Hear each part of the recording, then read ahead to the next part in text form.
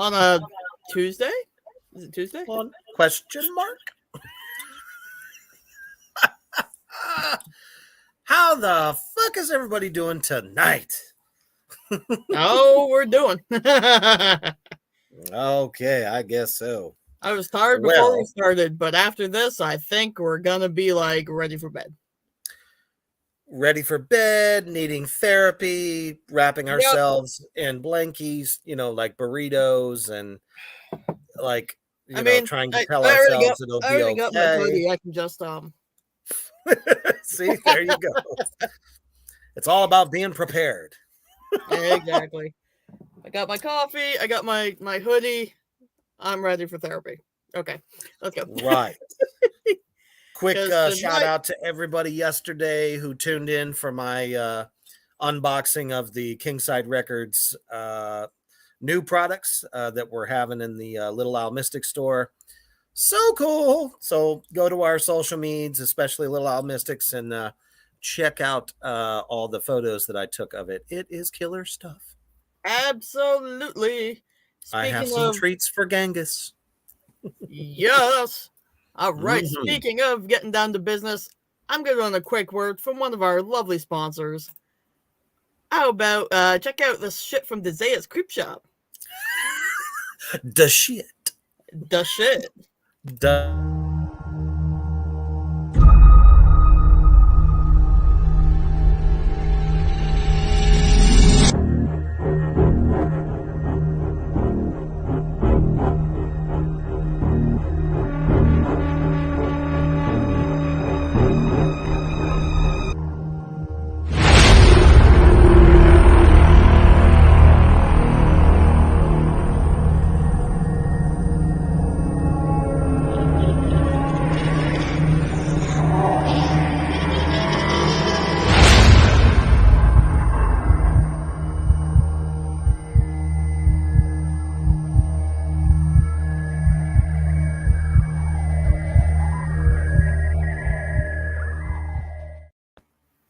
best in handmade horror collectibles right there. Dezea's Creep Shop.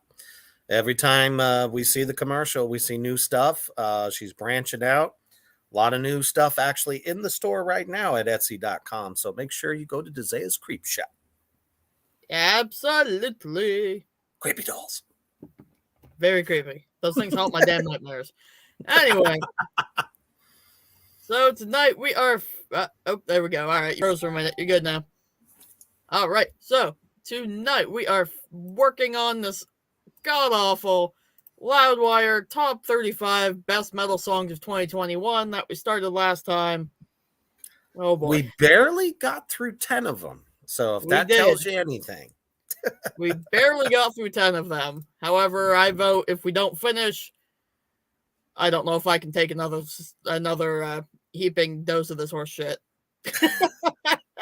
No more beatings. No mas. No mas. No mas.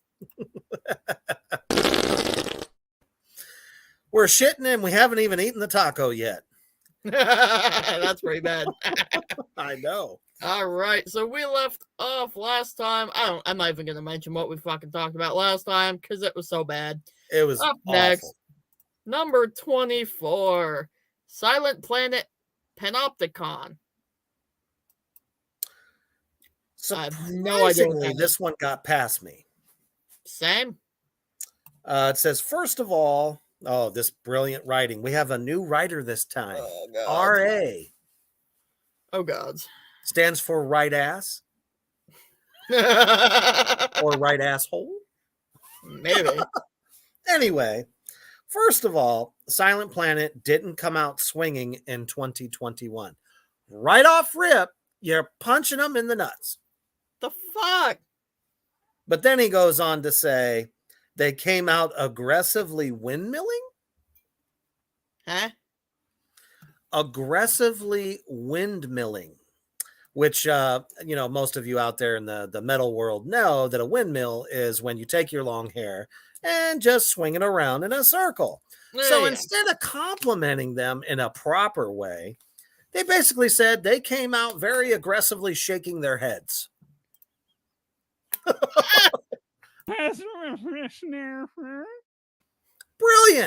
Brilliant. Simply brilliant. I couldn't have written a. Never mind. That's just fucking trash. Anyway, it says not only did they challenge themselves to write a song using no guitar. Okay. And in parentheses, it says, that's right. It's only bass, percussion, some electronic elements, and absolutely filthy vocals.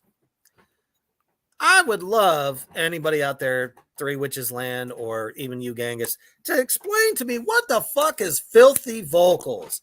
Did they unless you're, I don't know, unless they're like dirty talking through your vocals, how the fuck are they filthy?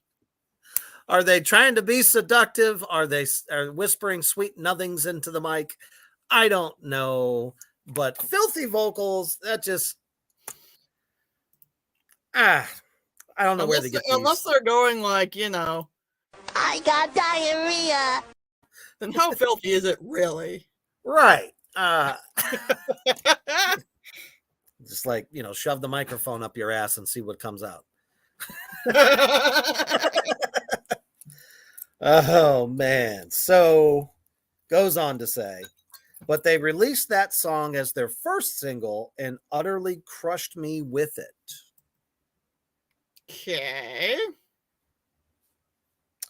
So the dick writing begins. Here we go. Clearly.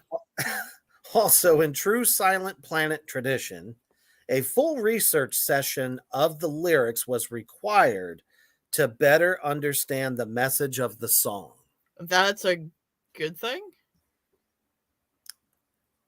I mean, was it that complex that you couldn't even get the message? I'm all for intelligent songwriting, but if you need a goddamn, encyclopedia to understand what the song is about, that's a bit over the top.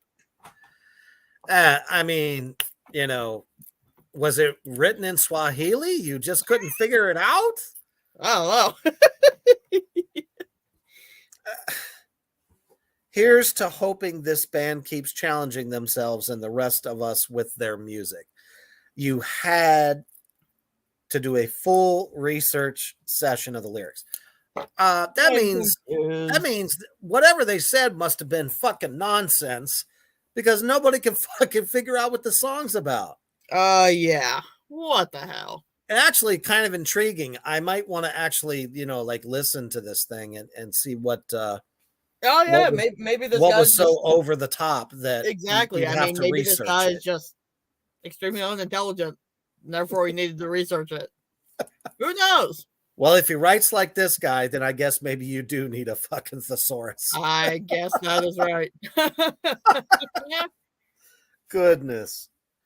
Number 23. Back to JR. Oh boy.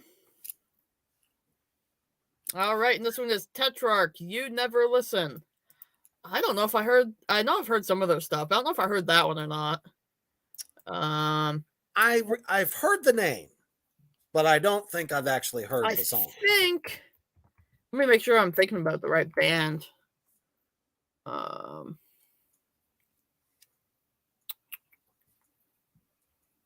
Yeah, I think I'm thinking about the right band. Like very technical. Okay. If that's who I think that's who it is. It says their latest album, Unstable, marked Atlanta natives down as the new metalcore generation's brightest hopes. Stop right there for a second. So what they call Korn's generation coming up? New metal, right? Yep.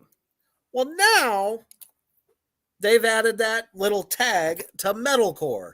The fuck is wrong with you people? New metalcore? What's different about it? Do they cry a little bit more? Do they whine about, my girlfriend stepped on my nuts? Is it just a little bit more forthright with their whinery and chicanery? Apparently. What the hell? I mean, don't get me wrong. There's some metalcore out there that I absolutely love. Oh yeah, especially shit. I always forget their name. Fuck. It's not Converge. I'm thinking of somebody else. Fuck. Oh well. Anyways, So don't get me wrong. I do like some metalcore, but the idea of putting the NU hyphen to metalcore scares me. Yeah, that's a no. No. Let's see. They go on to say, led by the haunting vocals of Josh Four in the Titanic riffing. So Titanic, it started off strong, then sank down to the bottom of the ocean? That's the first thing I think of. I think he was trying just to say very big riffing. Do you have to pull the Titanic into it?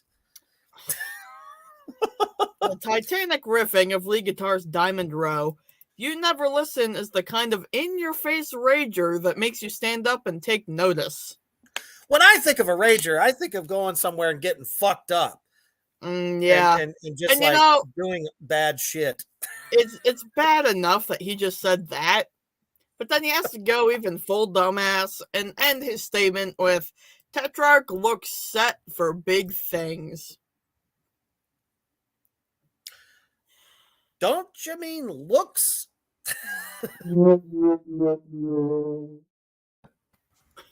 Or is looking? I don't know. Or, you know, they look like they are set to put out.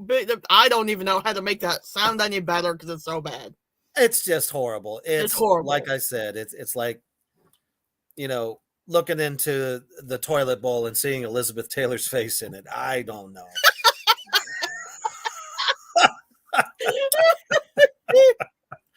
Or Liberace peering up at you. Hello.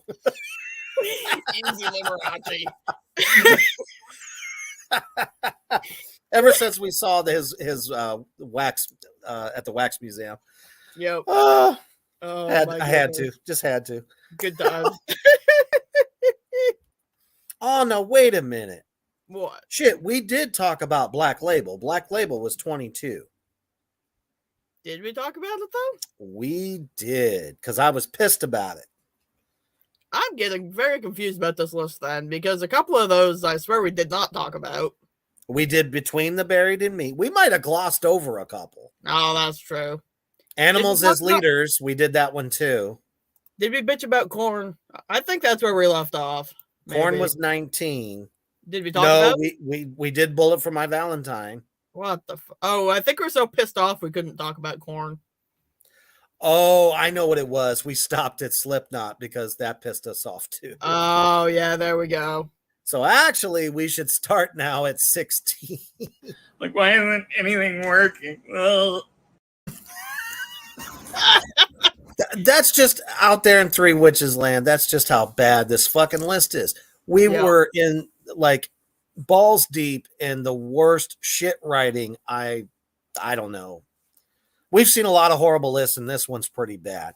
Yeah. So forgive us for forgetting where the fuck we were supposed to start. And of course, it's our good buddy JD. Of course. Oh, no. Do we have the t-shirt yet? Not yet. It's in the works. JD, fuck! All right, number 17, Slipknot, the Chapeltown Rag. I didn't catch that one, did you? I did not hear this track. I didn't even know they put out something new. Basically, what they're going on to say here, they start off by saying it feels like 2019 all over again. What? Was that a good year for them or a bad one? I have no idea. I think to probably sum this whole thing up, even though we'll go ahead and read it, is that they're trying to say that it's a more watered down version of Slipknot as it just continues to sink into the abyss. Yeah, I think you're right. All over again, meaning that it's another year where we only get one new Slipknot song. So he's bitching and complaining that all we got was a single. Heads up, asshole. That's what bands are doing these days.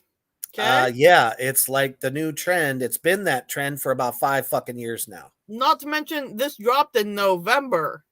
So maybe there's an album coming or happened that we somehow missed or whatever, You don't need to, be a pain in the ass. And, if they drop something in like February, March, and nothing else for the rest of the year, okay, fine, comment on it. But this came out in November. Come on. Bands who stay relevant drop singles in between records. Yep. I did it. A lot of Kingside Records artists did it. Get over it. Get out of your little tree house where you like to masturbate and, look at your sister's clothing. And, and realize that that's not a big deal. Yeah. So this cockwad goes on to say, still, we are overwhelmingly, he's speaking for all of us. Oh my goodness. The audacity. Overwhelmingly grateful for the Chapeltown rag, since it's usually a few years before we hear anything brand new from the Nine. Oh, jeez. Oh, man. Slap me in the face with a jelly dong and throw some chaps on me. What the fuck? And this isn't getting any better. For as much bravado the band has about experimentation, and as welcome as the experimentation is, I disagree, but that's okay. Because sometimes a band can experiment and it just comes off horrible. Very true. How many times have we heard Slipknot kind of sound like a Corey Taylor Stone Sour? At least a few. Kind of like, he's like, okay, guys, I did great with my other band's album, so let's see if we can, measure up. Yeah. James Hetfield Part 2. Anyway, let's see here. Sometimes you just want a tasty banger to chew on. What? Is he talking about porn now? I think he's talking about, some sort of food. Isn't like bangers and mash a thing? Is that what he's chewing on? Right. Well, whatever he's chewing on. I don't think I want any of it. Hell no. Basted in peanut butter. Anyway. Oh, shit. This track delivers just that. So he's saying it's like a fire. It's like the track is fire. Here's where I have a problem with what he just said there. Yeah. Even though Corey has appeared to be happier than he's ever been the last year or two, rage is not in short supply. Then he says, how about those cleans? Oh my God.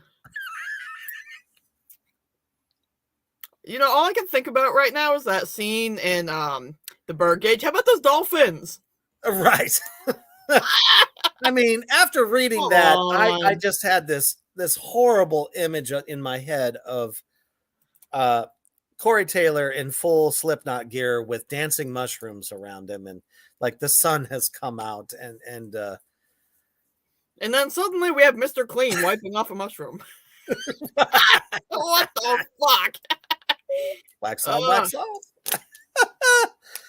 The dynamic frontman opens it. Now, what in the utter fuck did he just called them the Nine? He's only been talking about one person. The whole fucking review. One person. He's in love with Corey.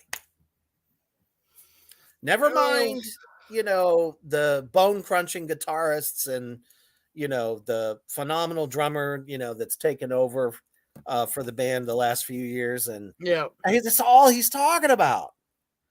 Opens it up with even more than usual and really reaches into his upper register. Okay. Now, so did he crunch his balls to hit some high notes? he's kind of contradicting himself here, isn't he? He says dynamic, which means like, yes, it means like changing, but it means like fairly constant and steady. And then 2 seconds ago, he's talking about all the experimentation. He never did elaborate on that now, did he? No, that doesn't make any goddamn sense to me. Sounds like he's the one doing the experimenting. Yeah, and I ain't touching what he's experimenting with. Oh, man. Again, we have another absolute dick writing review on a song, and this time takes a full band and just cuts it down to one guy. Yep. I'm sorry. I feel this way. Everything Corey Taylor touches does not turn to gold. No, it doesn't. Not in my opinion. No, absolutely not. Next. Ugh, this next so one, bad. I'm not familiar with. Are you? Unto others. When will God's work be done? Okay. Well, let's see what he says. Well, already I don't like the imagery. I don't know. Formerly known as Idle Hands, who dropped their Mana debut in 2019. Now, hang on. You've only been around for 2 years and already changing your band name? Sounds like they don't know who the fuck they are. No. Idle Hands, to be honest with you, sounds like a way better band name than fucking Unto Others. Agreed. Unto Others represents a change in name, only as When Will God's Work Be Done remains true to their vampiric goth metal style. With a new wave of British heavy metal oriented direction draped in Sisters of Mercy overtones with a handful of Danzig-esque grunts to boot. Hold on now. Wait a minute. Wait, how are you new British heavy metal, Sisters of Mercy, and Danziging this? They're not even in the same ring. No, what the fuck? You just said the vampiric goth metal, but then you're going on and calling them a million other things. I am so confused. Vampiric goth metal is what these guys are? That's what he said they are the first time. Hang on, now I need to look these guys up and see what they officially are. Yeah. Oh, Yeah. and I hate his little stupid little joke there at the end of that sentence. Others have revamped. Get it? Oh, no. I got to hear it. We all want to hear it. All right. It's got to be so horrible. According to the Encyclopedia Metallum, which should be fairly accurate, they are heavy metal / goth rock. Okay. Unto Others? Yeah. Okay. So it even makes me wonder why they would have a song titled When Will God's Work Be Done? I'm very confused. What work are you talking about? The one where he just eradicates the entire human race and that's it? Yeah, I mean, he's not selling me on this in any way, shape, or form, but I kind of want to check it out. Kinda. It's a morbid, and I stress morbid curiosity that I would even want to see what they sound like. I mean, I'm a big fan of goth metal. I'll give it a day. I am too. If it's true to form. Right. I'm just confused about his description of it. How the fuck is it new wave, heavy metal, right? Sisters of Mercy and Danzig all at once. That's right, either going to be a shit show train wreck or it could be okay. I don't know. I'm one of the biggest Danzig fans of all time. Right. And you're going to compare the vocalist to him? Now I really want to listen to you, because if it's horrible, I am going to dog the fuck out of you. Exactly. All right, moving on. So that's interesting. Actually, we should probably run a quick commercial. I do believe, so we can warm up for the next shit fucked fiesta. Check out this word from our lovely sponsor over at Royal 10 Clothing. Check it out.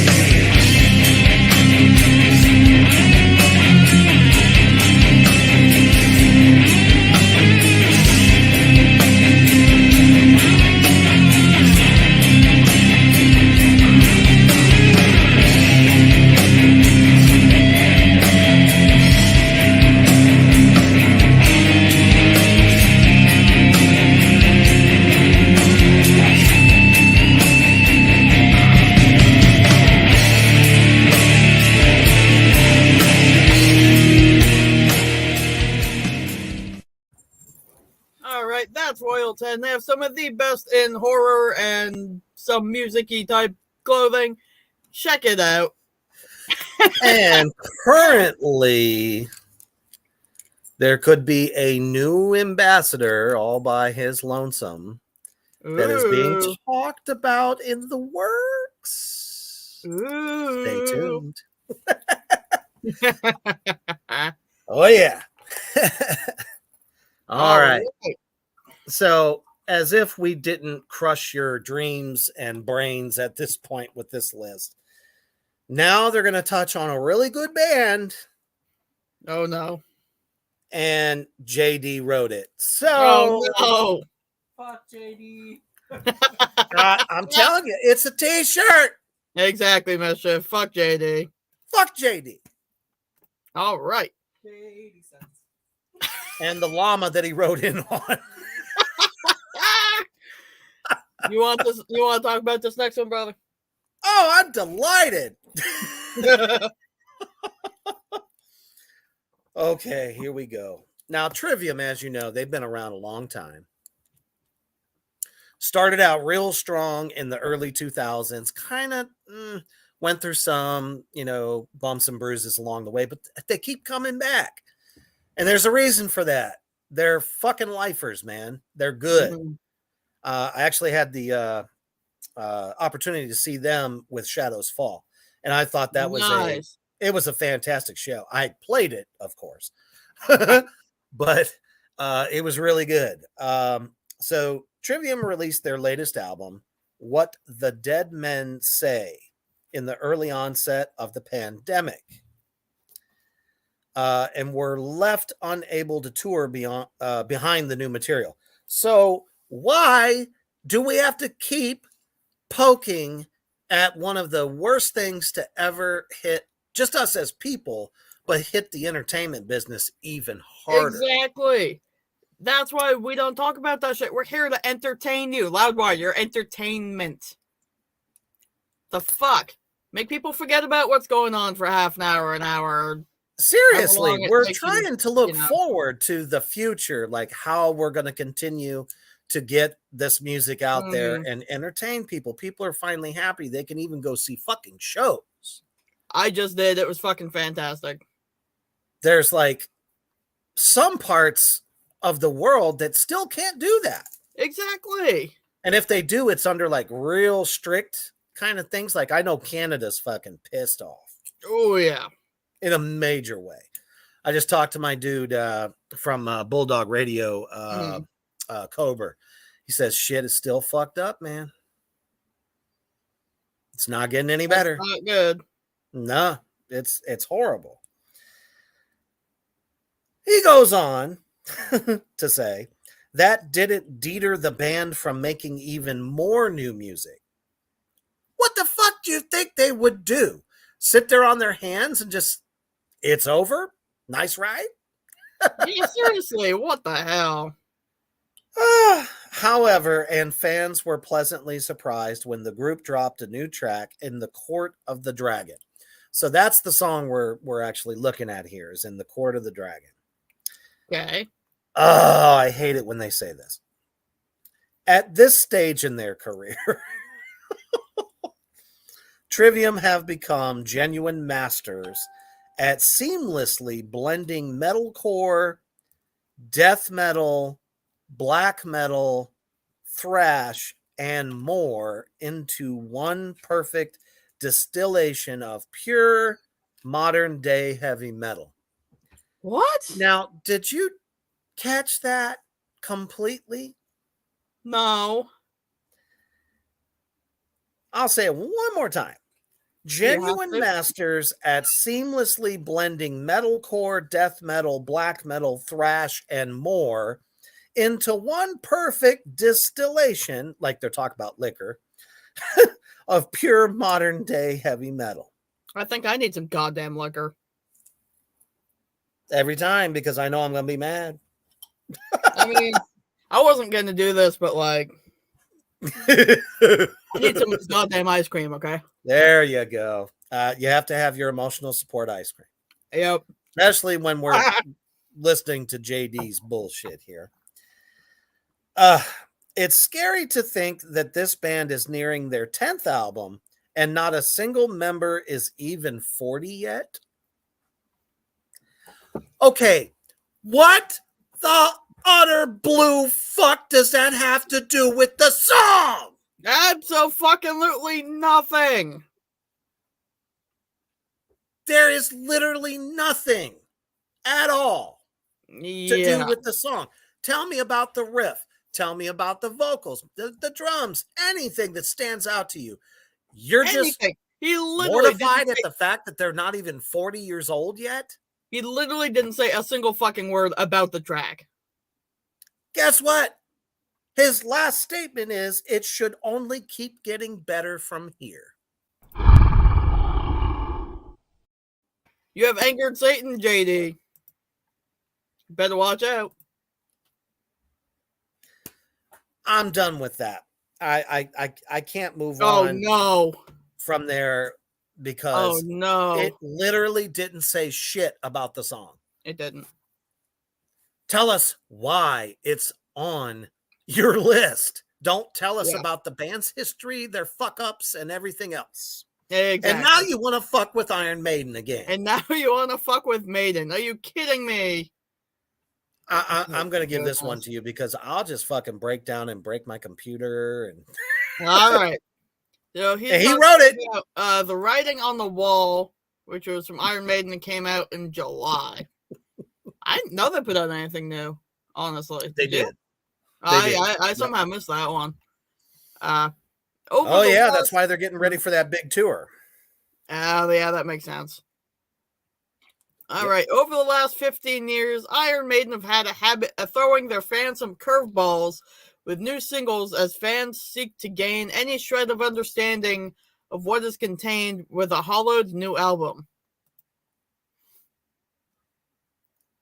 You just fucking lost me right there. After a cryptic teaser campaign that sent fans scouring the internet for clues, Maiden unveiled a stunning animated video for The Writing on the Wall, the lead single off their 17th album, Senjutsu. Why is that important? We haven't even said shit about the song. No, we haven't. Oh, no. This Adrian Smith, Bruce Dickinson co-write finds the two expanding expanding the band's sonic boundaries into a Jethro Tull meets country western vibe, which was completely no way you didn't just say that. Hey, that's what he fucking said. There's no fucking way that Iron Maiden is ever gonna sound like fucking Jethro Tull and his little fucking pan flute. No, absolutely not. I mean, in a country western vibe? I mean, to be fair, I never thought Rob Zombie was going to put out a country western song either. But, yeah, but his was cool, though. I mean, that's true. I sure as fuck wouldn't compare that to Jethro Tull either. I don't know. I didn't get this vibe from the song. I don't know what he's talking about. I'm going to have to go back and listen to it again. Yeah. The feature riff is instantly memorable, as is the sing-along chorus, which will surely get a spur kick in tempo when played live. You're saying they're going to play it faster when they're live? Now, okay, to just a teeny sliver of a crumb here, I'll give this guy. Sometimes when Maiden play live, some of their shit gets played not exactly twice as fast, but it definitely has got a little bit more amped up. So I guess that's his way of saying they're going to play it extra fast live. Oh, goodness. This next sentence, I don't even want to say it. Smith reasserts his affinity for textured guitar playing with a remarkable solo and tasty leads, and The Writing on the Wall more than did his job to get fans chatting about what other surprises await. What? What? Are you baking brownies? Textured? Texture and tasty. What's next? You want to turn it into a coloring book? I like that idea. At least it'd be entertaining. It still doesn't say much about the song. It really fucking doesn't. All we know is it's called The Writing on the Wall, and it has a cartoon video, and there's some just tasty guitar. Didn't even talk about Dickinson's vocals or what the fucking song's about. My goodness. Oh, no, they didn't. Oh, they did. They want to talk about Halloween. Oh, no. I need my emotional support ice cream. Everybody grab their pillows and blankets. We're in for a long one. Oh, boy. Here we go. And you guessed it. JD wrote this one, too. Oh, no. Now, Halloween made their start in the 80s. So they're kind of a household name. Yeah, they are. Which this is really they had a tragedy happen not too long ago. So hopefully this asshole doesn't bring it into the review. April 2nd, 2021 was a historic day for any and all power metal fans. Now, mind you, he's right. Halloween is very synonymous with power metal. They were one of the best. Like them, Metal Church, a lot of other bands from that era that were just really, heavy power metal. Right. The genre's godfathers. Wait a minute. Hang on. You're going to tell me that Halloween is the godfathers of power metal? Oh, fuck no. I love Halloween, but they did not single-handedly create the genre. No, absolutely not. They go on to say. Oh, no. Halloween issued Skyfall, the long-awaited debut single off the band's self-titled album that features a reunion with classic members Kai Hansen, Michael Kiske, while also not giving anyone in the current lineup the boot. Okay, why is that important exactly? Why is that important? Okay, clearly this guy knows too much about this band. Well, that's fine, but what does that have to do with the fucking song? Listen, you can say, they brought back a couple former members to collaborate on the song or something. I don't need to go into all this bullshit. This 7.5-minute behemoth, quotation marks here, or no, I'm sorry. Parentheses. That. Yeah. Fuck, I'm not in school no more. Which is an edit of the full-blown 12-minute version. This is not uncommon. No. Why do you have to put that out there? Do you not want people to listen to it? Seriously. Shit, Merciful Fate has a 12-minute fucking song and it fucking rocks. How many 12-minute songs did Typo Negative have? Please. Exactly. Or any Led Zeppelin jam on stage that lasted 45 fucking minutes. One song, 45 minutes. Yep. All right, here we go. Is enough to shatter the bolts holding your metal heart together?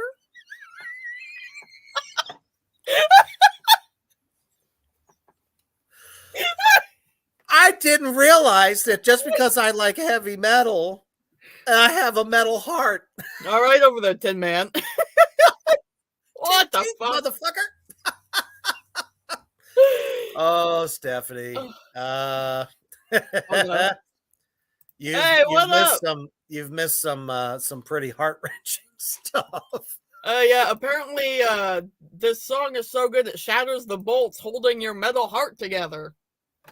Nice. We're all from the land of Oz, apparently. Ding dong the dairy out.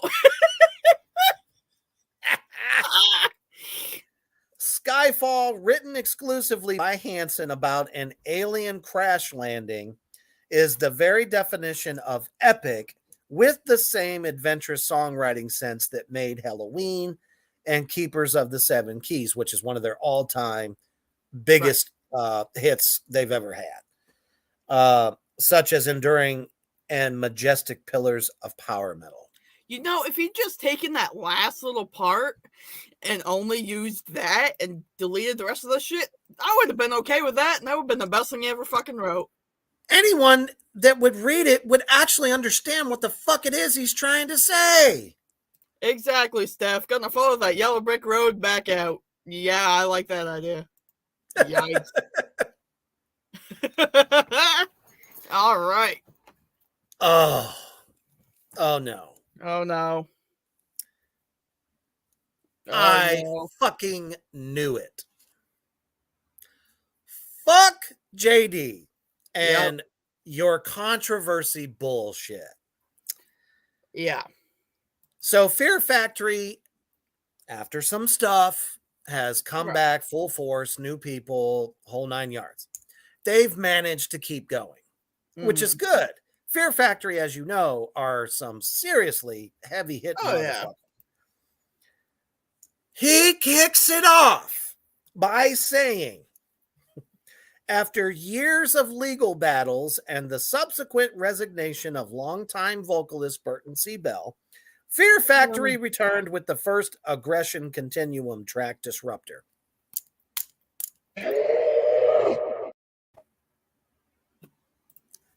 Did you have to say that?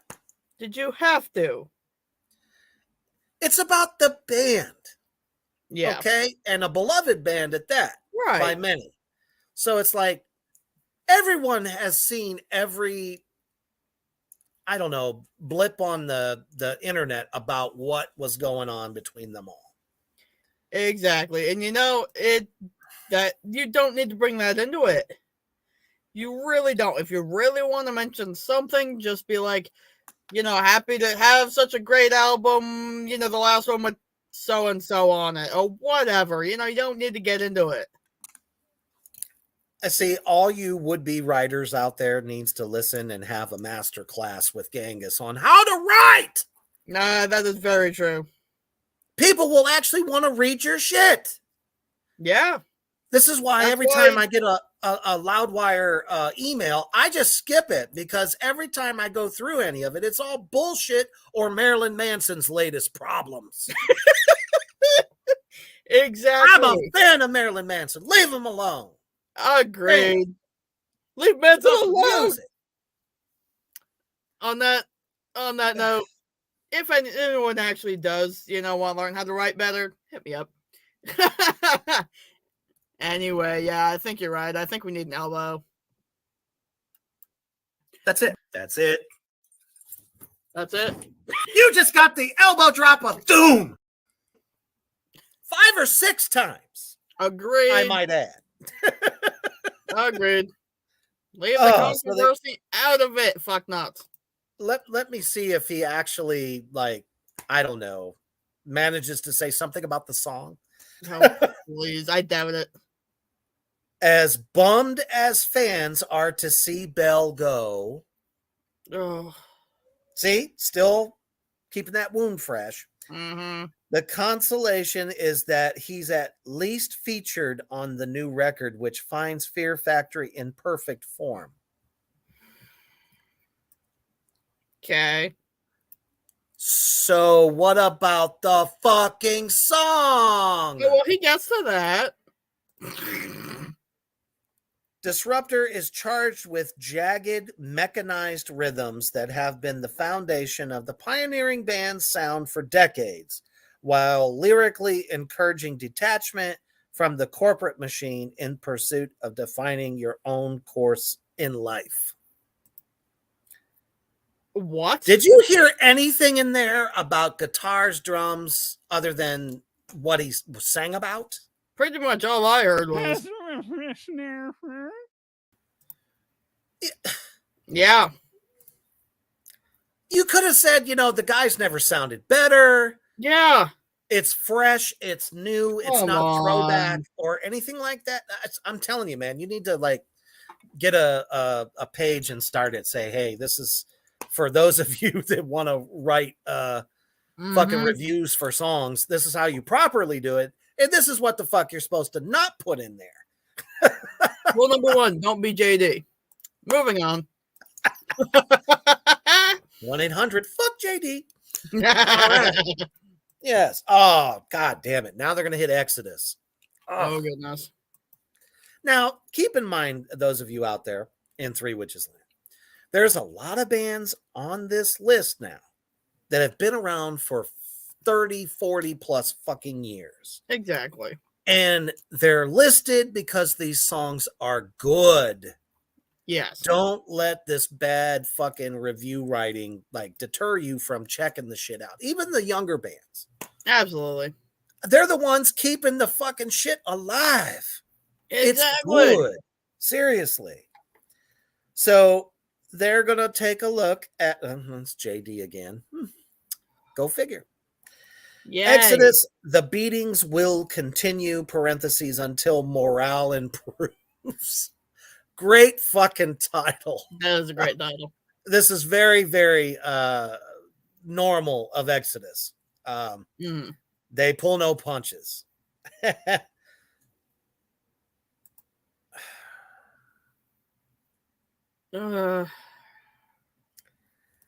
Why? So he starts this review off by saying, with Slayer's career firmly in the rear view mirror, the band is Exodus and the song is The Beatings Will Continue.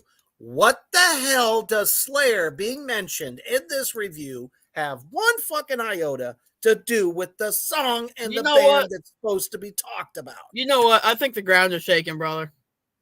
It's shaking so bad my ass is chapped.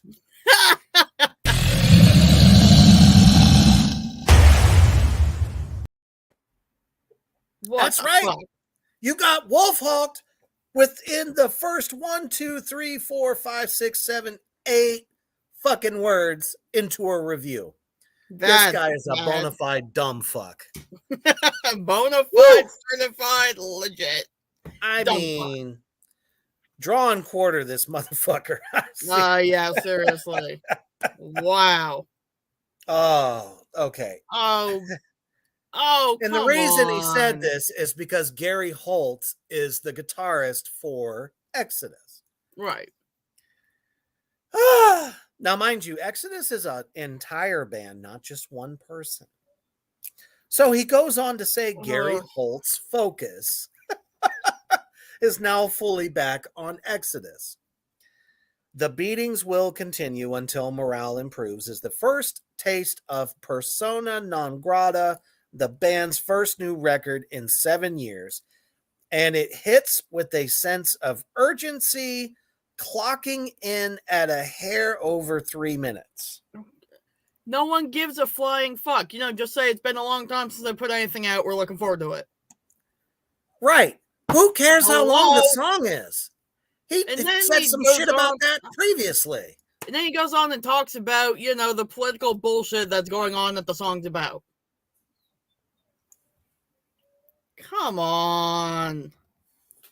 And goes on to say this smacks of Exodus's typical lyrical venom that speaks from the perspective of... I'm not even going to read that. No.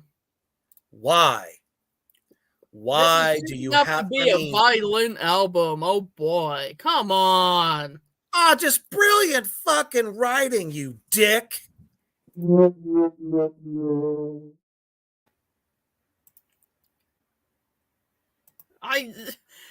you want to know what it's about. All right, Gangis' writing tip number 5,008.5.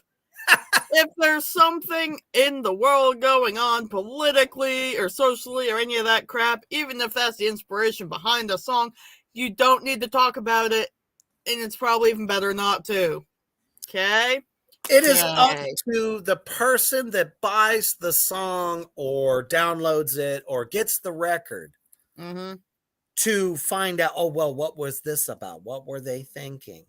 Okay, first of all, as we always say, art imitates life, right? So naturally, somebody's going to write something about how they feel about whatever's going on in the fucking world. Every pop band, hip hop, R&B, every genre known to man does it. Exactly. Do we need to know about it? No. Do we No. want to know, does the song fucking rip? Exactly. That's all we want to know. Is it good? If there's a music video, is that good? You can talk about that. Fine. But, is And the band even still up then, to snuff? If not, tell us. If the band is great, tell us. If the song is good, great. Does it suck? Is it great? I don't know. He didn't say a goddamn word about the quality. Sure didn't. And if I was like a fucking, idiot when it comes to this shit, if I was to read that review, I'd be like, I'm not listening to it. Exactly. So look at what you did there, you fuck shit. Gosh. Seriously. Well, if you like what you're seeing here, folks, if we're making you laugh, do we make you laugh? Are we fucking funny? Check out our merch store.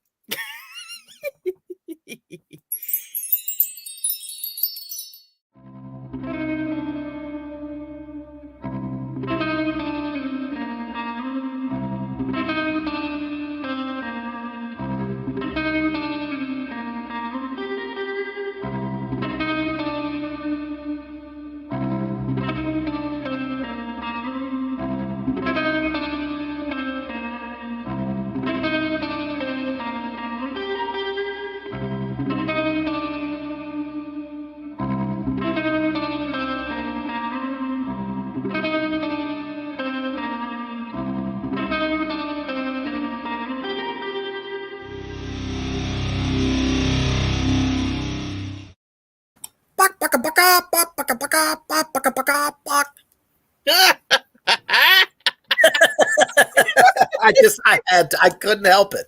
Oh, for sure. Sid, we love you wherever you are. Absolutely. All right. Woo! Number 10. Every Time I Die. And the song is Planet Shit. Oh, what's that new song you're listening to? Oh, Planet Shit. And this fuck not. Oh, hang on. It isn't JD. It's RA. Oh, we're back to right asshole. Okay. Awesome. Oh boy. He says, is it really any surprise the song called Planet Shit resonated with us this year? Just look at all the turmoil, blah, blah, blah, blah, blah, blah, blah, blah, blah.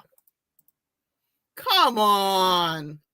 It's like he caught a whiff of the body odor of JD and just like wrote something he would say. And then he goes on, this isn't your typical throwaway, forgettable barn burner about current shit. No, Planet Shit captures the pure chaos of the recent years and sound, spirit, and palpable frustration.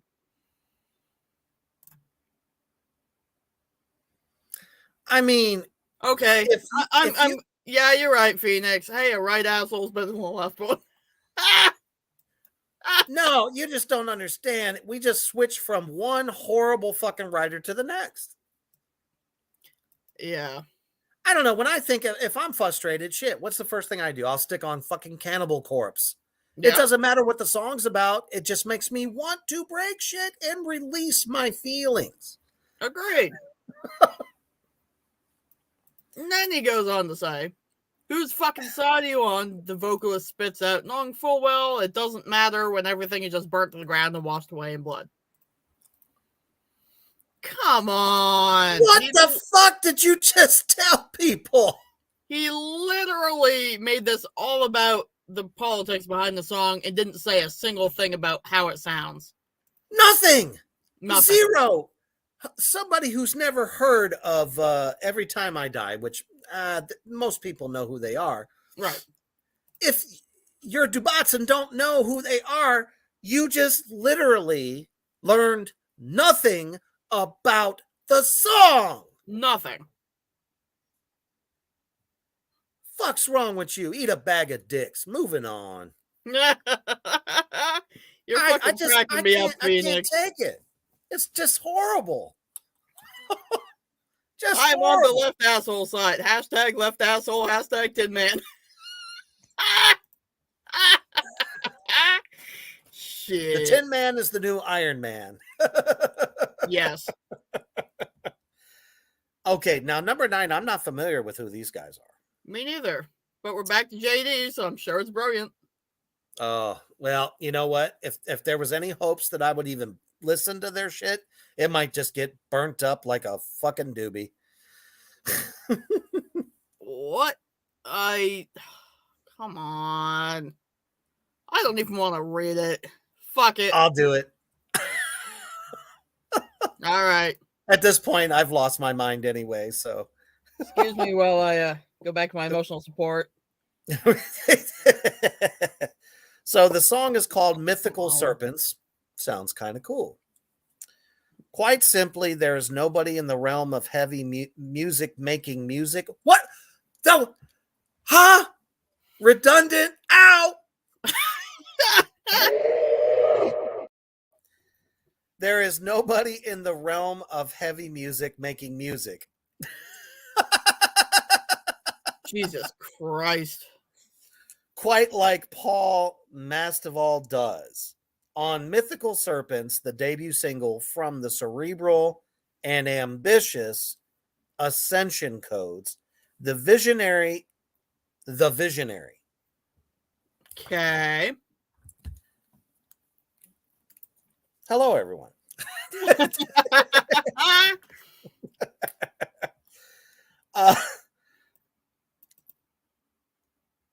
The visionary explores new territory in the send-off to his fallen bandmates. Fallen? Did they die? Why would you even say that? Legit. He just brought up two people that died. Unless the song is literally a tribute to them, why the fuck are you bringing it up? It says the visionary explores new territory in the send-off to his fallen bandmates. A song called Mythical Serpents is about losing bandmates? Where's this Dio? I can't wait to hear the rest of this turd salad. Yeah. Utilizes Moog bass as a tip of the hat to the irreplaceable bandmate, because I don't want to say the name, and presents a fresh soundscape for a Masvidal to lay his textured fusion-centric guitar passages over. Fusion? All of it jazz? Feeling ethereal but permeated by a wayward sense of pained frustration that is entirely palpable. What in the blue and red hell does that have to do with the fucking song? Hang on. Also, palpable. RA just used that word in the last one. Sure did. He did. But again, what the fuck? That doesn't make me want to listen to it at all. I don't think anybody out in Three Witches Land watching right now gives two fucks about what they just heard. Not even half a fuck. I mean, unless the band or apparently the guitar player that he keeps dick writing the entire fucking time. Yeah. Like he's just some god of guitar. And I haven't even fucking heard of them. Yeah. Come on. Come on. Ooh. Up next, is this a new writer? Have we seen this guy before? Yes, we have. Oh. Number 8? I skipped number 7. Never mind. Fucking more JD. Because sadly, we have another JD original here. I don't want to. Hey, Johnny boy. Hey, John, what up, man? You have missed some serious shit.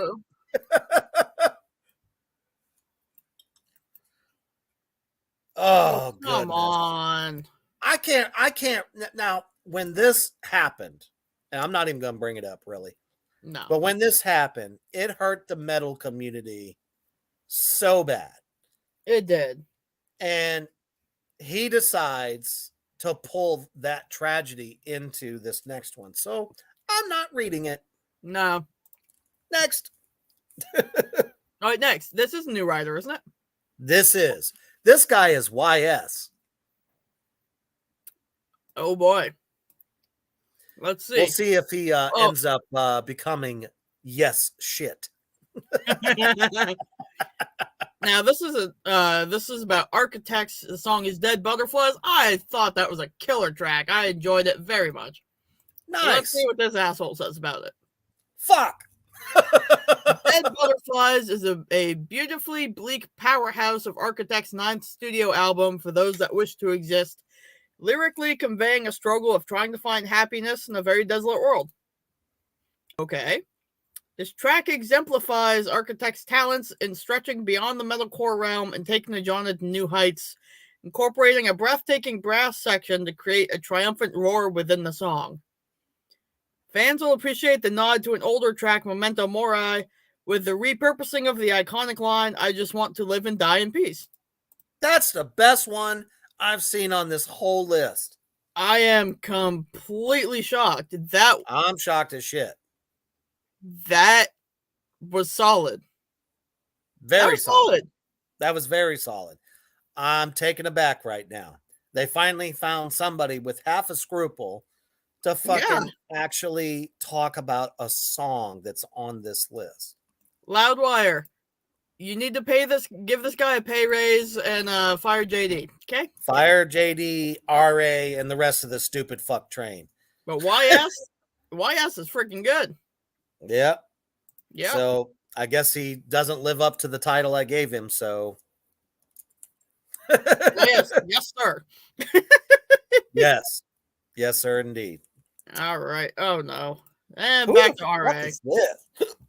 I have no idea. Who the fuck is this? Employed to Serve? I have not heard of a band called Employed to Serve. Definitely sounds angsty, though. Oh, geez. And the writing is not intelligent in the slightest. Well, it's all of, like, 5 sentences. Yeah. Exactly. It's like they just threw this one together. That made sense. Exactly. The first one in I don't know how long. Have we ever had a decent review on this damn show? Nope. Well, you know what?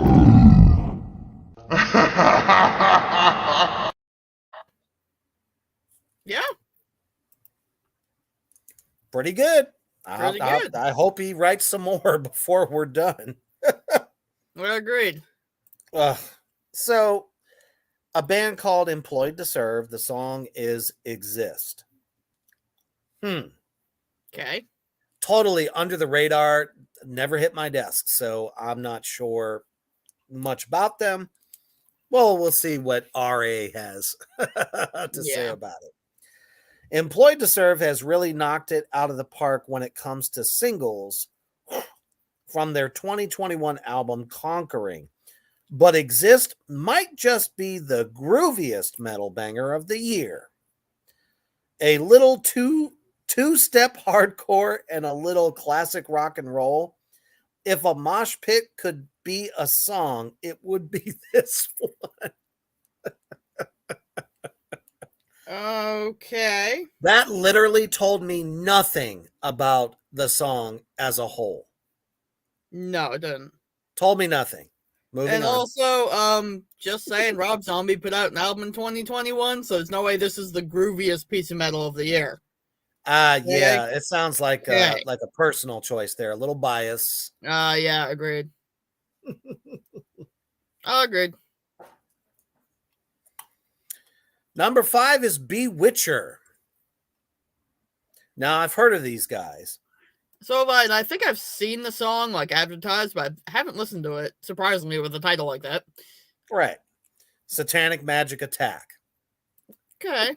We've heard weirder from Rob Zombie, so. I mean, that's also true. Bewitcher, what I imagine it would sound like if the Ninja Turtles dabbled in the dark arts and started a band. They actually did that once, minus the occult element. What? Lost me already. You just made fun of the band. What? This song is a black metal party starter, and for being about Satan is a whole hell of a lot of fun. In fact, their whole album, Cursed Be Thy Kingdom, is full of good time riffs that will have you feeling nostalgic for a time before you were born. Bewitcher proved that you can hail Satan and still have a good time. What? We do that every fucking day. Of course you can have Every a goddamn day. good time. Let the sin begin. Let the sin begin. Come on. Let me just say, once again, Bonafide Right Asshole has officially told me nothing about the band or the song. No, he fucking hasn't. Come on. Nothing. No, she didn't, John. Elvira's going to be in the Monsters, but Sherry Moon did not get replaced. Hell yeah, Phoenix, we do too. Mm-hmm. I mean, Come every time I on. wake up, I'm sinning, so Agreed. just by being alive, I'm Oh, yeah. according to the good book. Goodness. All Now, right, see, moving on. I actually want to check the band out, but after no. that review, I don't even know if I can. They're going to attempt now to talk about Gojira. Oh, no. Oh, no. Now, this one's written by PT. All right. Pussy twat?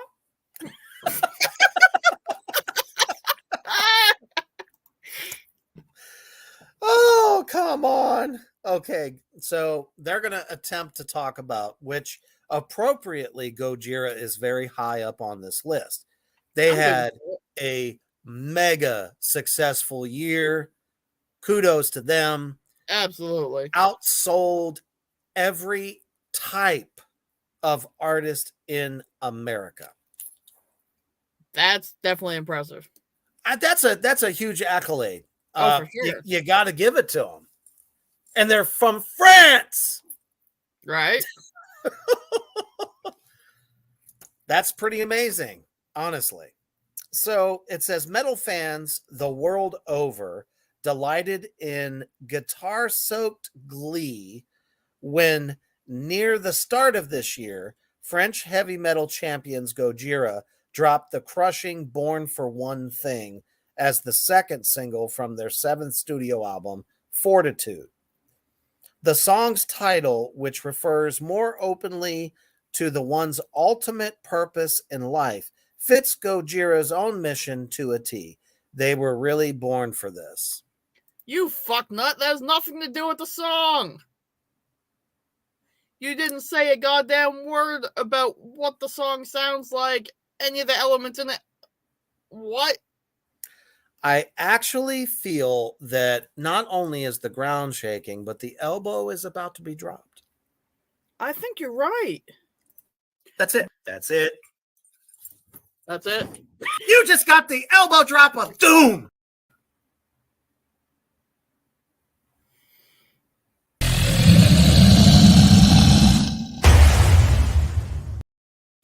Worst review of the night. Agreed. That was just absolute vomit. Yeah. I don't know what else to say about that other than moving on. Moving on. Number 3, Slaughter to Prevail, Baba Yaga. I didn't hear that one, did you? Huh? I didn't hear that one, I don't think. No, but I've heard a lot about it. Same. So that's one of my favorite folklore stories. I might need to check it out. Anyway, absolutely. Slaughter to Prevail took inspiration from Slavic folklore monster Baba Monster. I don't know if I'd necessarily call her a monster. We're talking about fucking Loudwire. Yeah, you're right. They have no imagination or any understanding of anything occult. That is true. Slavic folklore monster Baba Yaga for this brutal track, which combines deathcore with modern groove metal and radio rock. The fuck did you just say? Combines deathcore with modern groove metal and radio rock. I thought I heard that right. You suck! Exactly, John. Thank you. Thank you. Because that's how I feel right now. The dynamic cuts video is wild and gory, coming straight out of Yekaterinburg. Yekaterinburg with every Russian stereotype you've ever seen? Okay, this guy's a fucking moron. Clearly. That didn't tell me shit. That did not tell me shit. You know, you want to mention the Baba Yaga, fine. You want to mention what it sounds like? Well, you did a piss poor job of that. And then one little sentence about the video, and then kind of trashing on it. And what world is it going to make anyone want to listen to this fucking song? It's not. The only thing it said was that it's a brutal track that combines deathcore with modern groove metal. They're kind of one and the same. You can still be deathcore and be groovy at the same fucking time. Exactly. I don't know where they get this shit. Me neither. And then you want to talk about every Russian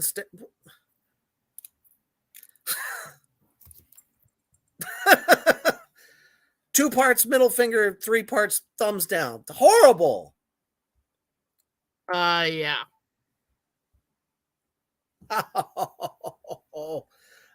I'm actually happy about number 1. I looked a little bit forward. The problem is I'm afraid what they're going to say about it. At least it's not JD. No, he's number 2. Yeah. So guess what? We're going to skip him. I feel that Phoenix need to rewind to understand what you just said. Hell, we don't even understand what we just fucking said. Not at all. Because the way these dumbasses write, it's like you have to have a fucking doctorate to understand the fucking simplest way to say a song kicks ass. Legit. Come on. Next. So we come to number 1. And it's a band that I really, really fucking like. Lorna Shore. All right. To the Heck Fire.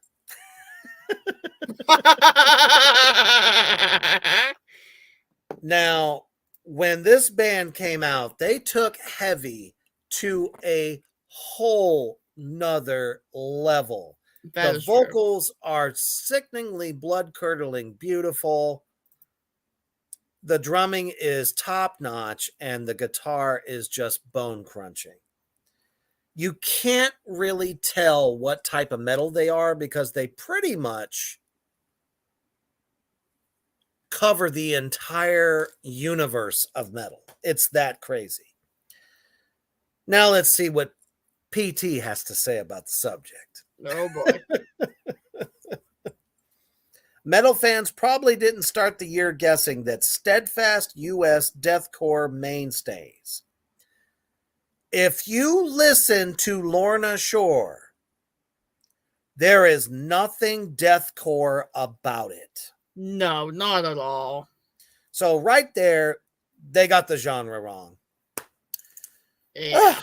Lorna Shore would break out of the underground with a series of brutal pig squeals. What? They're not grindcore. No, they're not. There's no coming out of anything that they do. No, there's not. Come on. So he just bitch slapped them right there. And they're number 1 on the list. Ugh. But when the band introduced their new lead vocalist, Will Ramos, with the pulverizing To the Heck Fire this summer, the performers' throaty gutturals and the blistering sonics surrounding them garnered enough heat to make the song a popular meme on the video sharing app TikTok. True. That is true. But what does it have to do? Nothing. With the song. If you're a TikTok nerd, junkie, whatever you want to call them, you probably heard it. And it probably scared the shit out of you at the same time. Fair. Because this song is so heavy. It's ridiculous. Okay. Heavy metal influencers such as Nick Nocturnal helped push it over the I don't even know who that is. It sounds vaguely familiar, but I don't know who it is either. A heavy metal influencer. Hang on, let me look this guy up. That's such a thing? That scares me. He's a solo metal artist from Ontario. He creates content like reaction videos, reviews, covers, and some original music. Personally, no offense, a lot of people find that stuff to be very useful. It's a good thing. That's fine. That's great. I don't know if it's useful, but it's kind of entertaining sometimes. It can be. Yeah. But honestly, this band alone pushed themselves over the top, in my opinion. Agreed. They really did. Because they're good. Yeah. And this guy's trying to say they're only like the number one song on this list because somebody else pushed them over the top? Yeah, because of some fuckwit and because they made it big on TikTok. Come on. That says nothing about the artistry at all. No, not at all. My goodness. It's because they hustled, they fucking dug deep and brought the metal community something new. Yep. And fresh. And heavy as fuck. Well, that was... Yikes. Are we done? Are we done? I want to be done. I'm cool because the rest of it sucks horribly. Of course it does. And I don't even want to read it. So... Oh... We've had some bad lists. Officially hurts. I needs a rubbing. I need my ice cream. My emotional support ice cream.